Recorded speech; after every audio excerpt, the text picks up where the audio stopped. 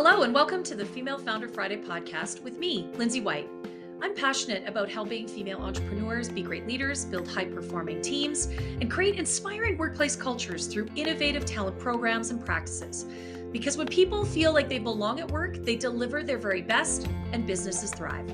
The Female Founder Friday podcast is all about connecting with the most incredible female entrepreneurs to talk about their journey to creating their own business, the mistakes they've made along the way, and how they view their own leadership. And I'm challenging all of my guests this season to take my leadership style quiz, and during each episode, we'll be digging into their leadership style and how it impacts the way they lead in their life and their business. And if you're interested in learning more about your leadership style and want some of my top tips to help you lead more effectively, you can take the quiz right now.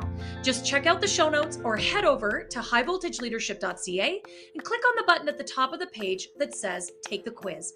Then you can share your results, connect with my guests, and join the conversation on Instagram by following me at highvoltleadership. My guests on this week's episode are Lindsay Miller and Jamie Bray, co-founders of Substance YYC. And these two besties have combined their talents in photography and marketing to build a beautiful business where they create amazing content and gorgeous brand photos for small businesses like me. And I've worked with these two lots over the last few years, and I can tell you that it's their incredible ability to make someone like myself feel comfortable in front of the camera, have a ton of fun, and it's also their love for the bubbly. And they really have a special knack for uncovering the authentic messages and really unleashing that passion that we all have as entrepreneurs. And I'm so pleased to be able to feature these two who I really love working with in this week's episode. Awesome. I have two really special guests here with me today on the Female Founder Friday podcast. I've got Jamie and Lindsay, who I love to bits and pieces. They're from Substance YYC, and they are a local female-founded business that I work with and have for a couple of years now. And I'm really excited to have these two ladies here on the show this afternoon. Welcome, welcome, welcome. Thank you. So happy to be here. Yeah, I'm so glad to have you. We were just talking for a moment before we hit record that this is their very first podcast episode as guests, and so it's really exciting when I have guests that have never had this experience before, but I know they have a really cool story to share, and it really pumps me up that I get to be the person and the platform that gets to share that in this way. So I'm so glad to have you both here. I mean, let's sort of jump in. Tell us about the backstory, the journey, Substance YYC. How'd you get here, girls? Yeah, for sure. Substance is actually right now celebrating our 5th year birthday. So yeah, 5 years. It's been 5 years. Lindsay and I started this when at a time when content photos were becoming very needed in the small business world. So my background, I guess we'll go into our own separate backgrounds because it's kind of how we came together. But I worked at an advertising agency for about 10 years as an account manager. And it was great. I loved it there. But after it's hard, when you have a couple of kids and just feeling like you're missing out on some things. So after my second, I decided not to go back, but wasn't necessarily happy about that. Because I enjoyed my job and I enjoyed the getting away from the house sometimes. So Lindsay called me up and she was like, I have a business idea for you, or for us, sorry. And so then that's how Substance kind of formed. But I'll maybe let Lindsay chat about her background. Yeah, so I had been doing photography, primarily weddings, up until Substance was born. Yeah. And weddings and families, that was the bread and butter of my business. And I was getting a lot of inquiries to do content photography for businesses. And Jamie was new to, as we were calling it, retirement, which she wasn't too happy about. And a light bulb went on and I thought, I think that this could be a whole other business stream. So yeah, I called her it was a rainy day. Yeah. She was downstairs watching TV in her basement. I was like, actually in my parents' basement Yeah, because we were even building better. a house. Both my kids were napping and I was watching daytime television, and it was not a proud moment for me. I had No. nothing against it, but I was like, oh. And then she called me, brought me out of my her fog. stoop. Yeah. And love it. so I told her the idea, and she's like, amazing, I'll be over in 20. And yeah, Substance was born shortly after that, which yeah, we're having an awesome time and making a few dollars along the way. Yeah. Yeah, because that, that's important too. And full disclosure, Jamie and Lindsay have helped me with some content, photos, and things over the last couple of years. But I actually met Lindsay. She did some incredible family photos for us, some of my absolute favorites. And working with these two it really is a dream team. I know you girls have a lot of fun working together. Yeah. Drink a lot of Yeah. and other things. Yeah. But I love that this, you talked about the light bulb moment. But it really is a beautiful marriage of some really big, juicy skill sets into something that 5 years later has really grown into something amazing, and that it fits your lifestyles, that there is a blend there between the work and the family and your talents as well as your passions. And I think that is super key. Yes. Yeah, for it's sure. been awesome. I mean, I still run my other business on I say on the side. Right. But it's lonely working by yourself. So having a business partner that it like changes your whole business perspective. You know what? That's such a great point. Like, being a solopreneur is kind of isolating, and you have your clients that you connect with, but that's a completely, that's a different relationship. Even if you really like them, it's still a business transaction at its heart. And I often talk about that you have to pay people to play with you, right? Yeah. That becomes problematic as well. Not that you can't build great partnerships, but it's just different when you both have the same vision and the same mission and really are, passionately connected to the same why, right? The same purpose. So I can totally appreciate how that works together really brilliantly. Yeah. So, okay, so 5-year anniversary. Tell us where you have, made some missteps or some mistakes along the way. Like what's tripped you up? Well, we definitely went through a period, I think, when we first got started, at least for me, coming from like a more traditional work environment. Yeah. I definitely downplayed what we did. And I remember going to, I don't know, seeing some speaker or listening to a podcast or something, but saying how women often do that and say, oh, so I remember one time I did describe it as, oh, I'm just doing this little thing with my friend, basically is what I said, because Lindsay and I have been best friends for years. And so I remember that conversation. And then, and I heard this shortly after, I was like, oh my God, I totally did that. And so just didn't give it the value that it deserved. And then I think that's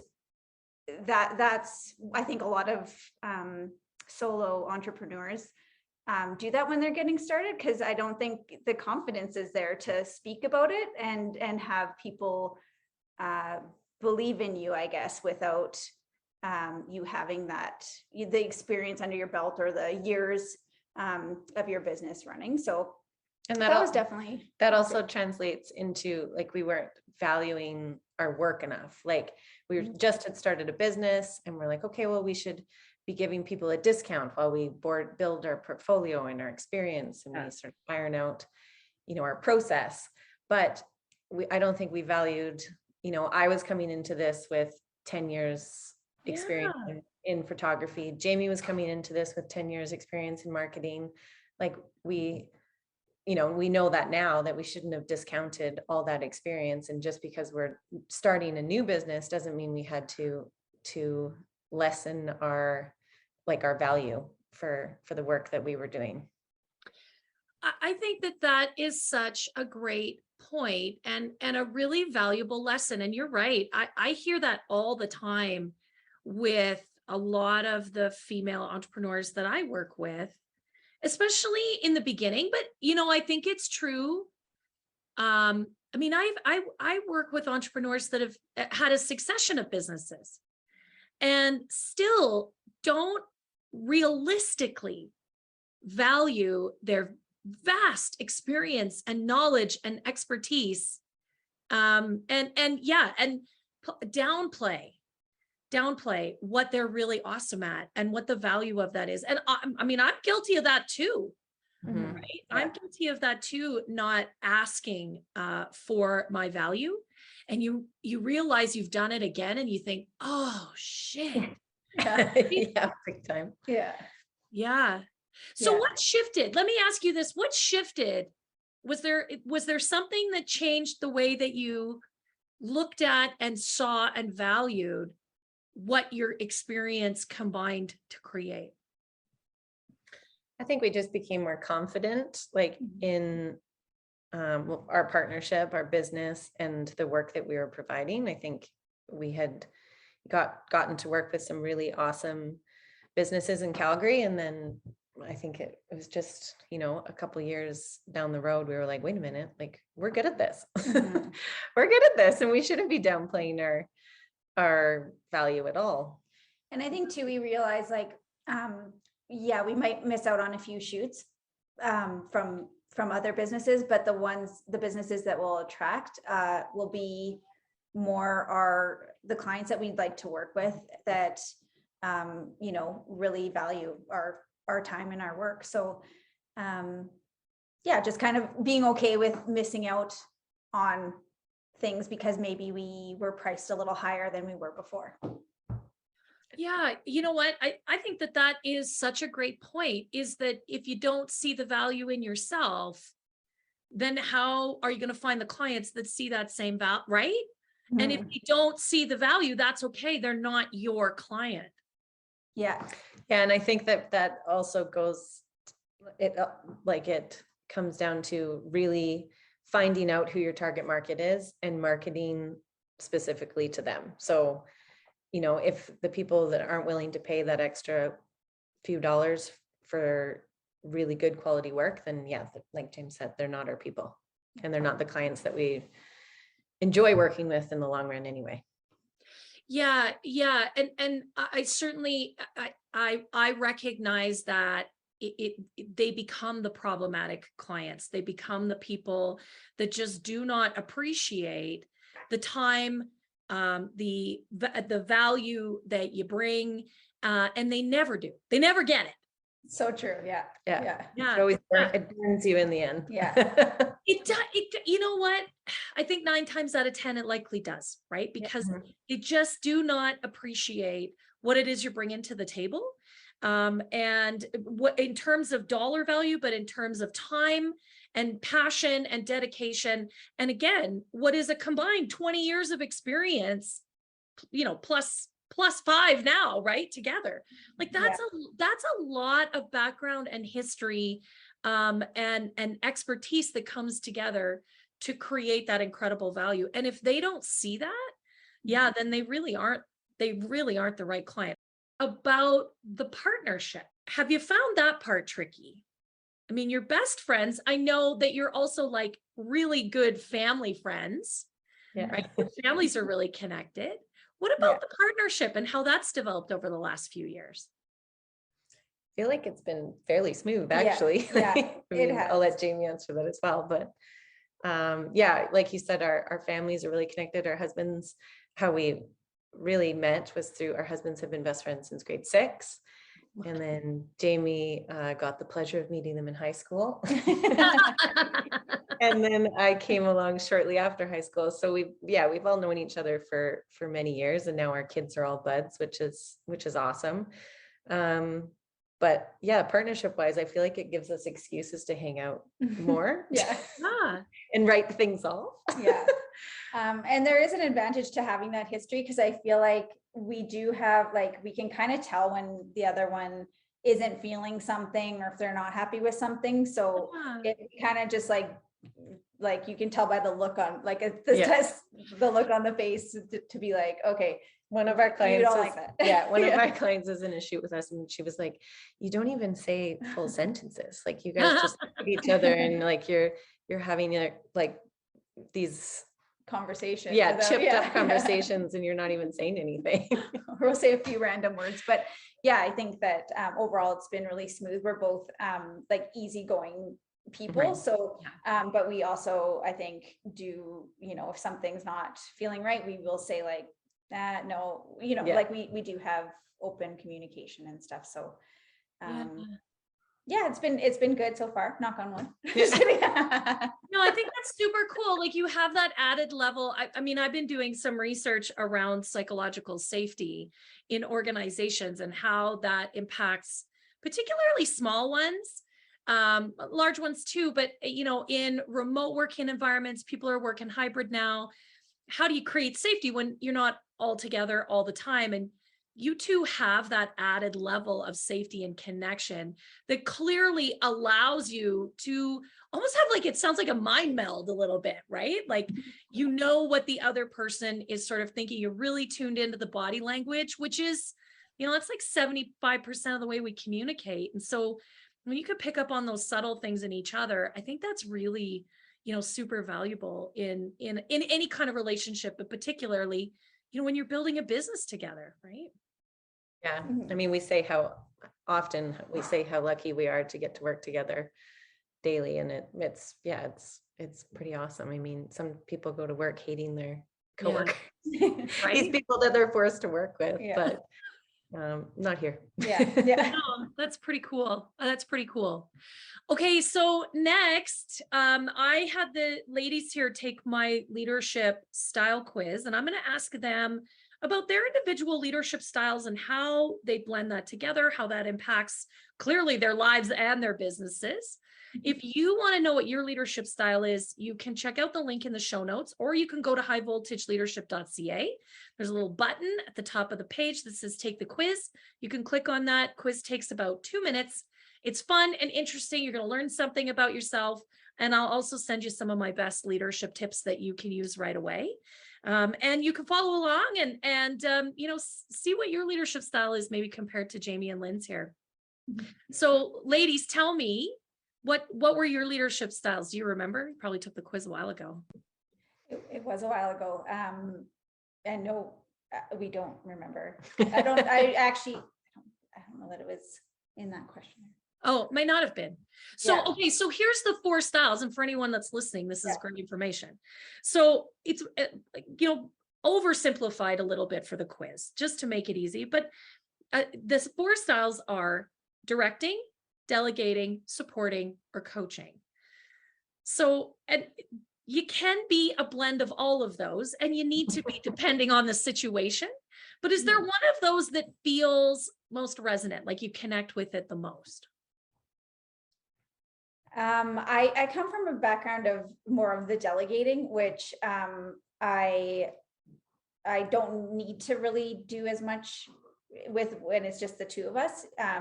But I do resonate with the coaching a bit. I feel like we try to like lead by example, and I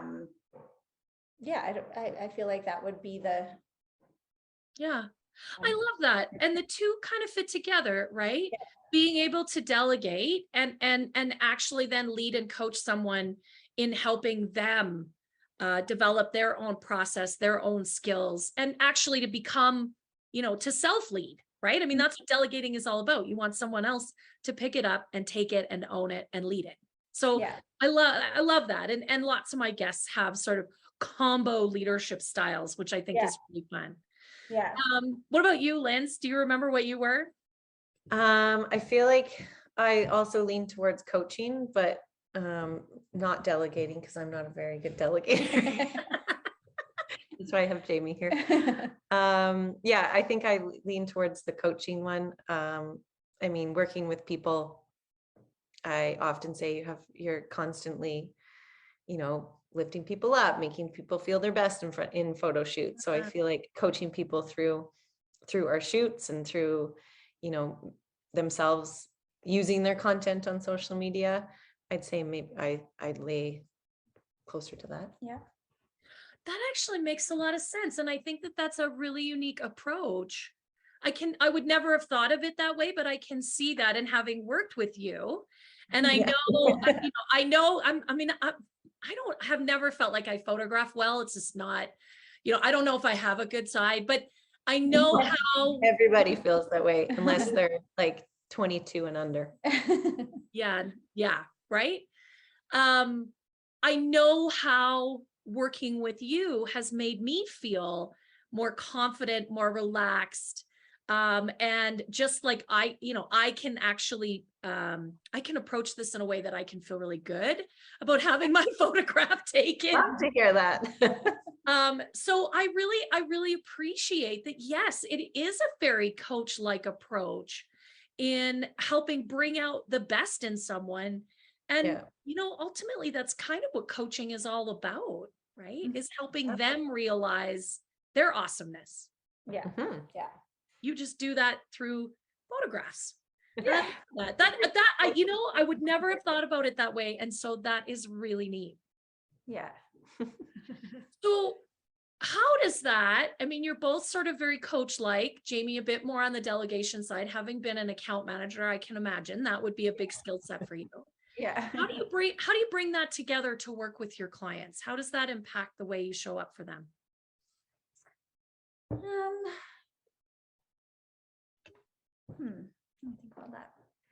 I feel like we really try to be approachable and like transparent with them, and so that they feel comfortable. They know what our style of work is. We used to, I feel like, maybe hide or not be totally honest because we run a business. And you try to be professional, but that's all changed. Everyone, everything's out the window. Yeah, so we just try to be really transparent with them, and even like an example we have from the summer was we it's hard when you have little kids at home and you need to work and take care of your kids and have summer memories to create and all the things. So we actually put on our Instagram, we just said like we're not working pretty much for the month of August and that we'll be back at this time. And a few of our clients have said like, we really appreciated you saying that, and I actually want to implement that, because otherwise you're trying to do it all so you look like you're doing it all. This is maybe a little off topic, but we were chatting about this the other day, but that whole like hustle culture is like it's a dying breed, and we don't believe in it. We don't believe that like you should have to hustle 24/7. Yes, hard work is important, but enjoying your life and having fun is important too. So we always try to bring some fun to our shoots and to our clients, and make sure that they're showing what makes them, what they do outside of their work, whether they love walking their dogs or whether they love drinking champagne like us. Yeah, right. So like, just to show that you're not just your business, I guess, is kind of how we coach people through it, because that's the types of posts and information that we find our clients resonate with. So for ourselves, so we want to try to coach them through finding the right content for their audience. Yeah, I love the authenticity in that. That's such a big value for me. And no wonder I've enjoyed all of our work together, because that's important, right? Show up as yourself and be really authentic and be clear about, like, unapologetic about, this is who I am. This is who we are. Yeah. And I remember seeing your post that it was like, okay, we're closed for business in August. We're going to go have fun. We're going to go make memories. We're going to go do our thing. And you're right. I think people appreciate that. I think so many female entrepreneurs have, in fact, gotten caught up in the, grit and the grind, right? You got to have grit. You got to grind it out. Your first 5 years, you're going to have to hustle hard and all of that BS that goes along with that. When in fact, so many of us start these small businesses because we wanted to get away from that. Exactly. Yeah. In some way, shape, or form. I mean, that's the ironic part. We leave our corporate jobs. Yeah, sometimes because we have kids, sometimes because we're sick of the toxic work environment, or we worked for a really bad boss and we're like, yeah, I'm out. This is it. I'm done. And then we get into our own businesses and we just try and grind at it. Right. And that inevitably fails because we just end up burnt out and stressed out and completely exhausted. We're not having any fun. Yeah. And that's one of the things that you ladies totally bring to all of this is you have an incredible amount of fun, which I absolutely love. I'm working with your bestie. I mean, that's the ultimate, but I can always see that there's such a great element of fun. But it's something I talk about a lot is you got to have work-life blend, not balance. Balance is bullshit. You're never gonna have balance. Yeah. You're gonna be balanced. Come on.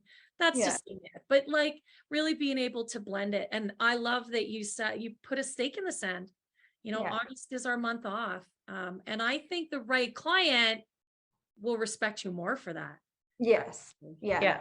And that we used to do that a lot at the beginning of our business. We would say, oh, maybe we shouldn't be posting so much about how much champagne we drink together. But really, like if someone's bothered by that, then we just agreed that we're okay. Well, those aren't the people that we want to be working with anyway. Yeah. And I mean, I think it allows people to see our real lives. And when people say, "Oh, it looks like you guys have so much fun together," like that's a compliment. Yes. Yeah, we do have fun. We try. We make a point to have fun. Do you not? Yeah. Yeah, like why wouldn't you want to have fun working in your own business? Yeah. That just the math doesn't add up on that one, right? Like that's just silly. Yeah. I love that you drink champagne. I love that you bring the fun. I love our people. Totally, we are the same people. I love that you like cheers on Friday with a cold beer on the patio at whoever's house you're at, because I know you live around the corner from each other. Yeah. I think that's one of the things that we miss, whether it's in our small businesses or in our bigger organizations, is like we get to have fun at work. And that is an element that we forget to include in all of our strategies and our bits and pieces and our business plans, is like, you got to have fun in there somewhere, or what are you doing? Right. So I love that it's almost thoughtless. You just bring the fun, and that's just what it is. Yeah. That's the goal. That's what, that's our goal. We're having fun. Our clients are having fun. That's a good day. Yeah, that is absolutely amazing. Well, ladies, thank you so much for bringing some fun here to the podcast this afternoon. I really appreciate it. So glad to have you on the show. It's been such a pleasure. Thank you so much for having us. Yeah, thank you.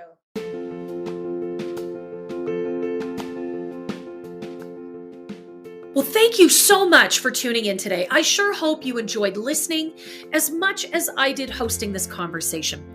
And if you did enjoy today's episode, would you do me a favor? Would you give the episode a 5-star review and share it with all of your friends? I would really appreciate that. I've got a goal to impact 1,000 female founders, and with your help, we can really amplify this message. Thanks again for being a part of the show, and don't forget to connect with me and all of my guests on Instagram at High Volt Leadership. We'll see you next Friday.